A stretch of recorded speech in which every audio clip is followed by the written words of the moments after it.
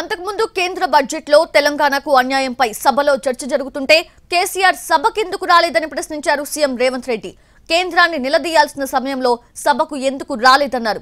మోదీ చూస్తే ఏమైనా అవుతుందేమో అని భయపడ్డారని సెటైర్ వేశారు. తెలంగాణ ప్రజలకు సంబంధించిన హక్కులు, అనుమతులు, నిధులు సర్వం ఈరోజు మనం ఇక్కడ చర్చించుకుంటున్నాం. ఇంత కీలకమైన సందర్భంలో ప్రధాన ప్రతిపక్ష నాయకుడు గారు ఇక్కడికి వచ్చి ఇందులో పాల్గొని కేంద్ర ప్రభుత్వాన్ని నిలదీయాల్సిన సందర్భంలో కూడా ఇక్కడికి రాకుండా మోడీ గారు వీరిక్కడికి వస్తే చూస్తే ఏమైనా జరుగుద్దేమనే భయంతో ఎక్కడో దాచుకొని ఆ సభ్యులు ప్రస్తావించాల్సిన అంశాల మీద దృష్టి పెడితే అది తెలంగాణ రాష్ట్రానికి ఉపయోగపడుతుంది.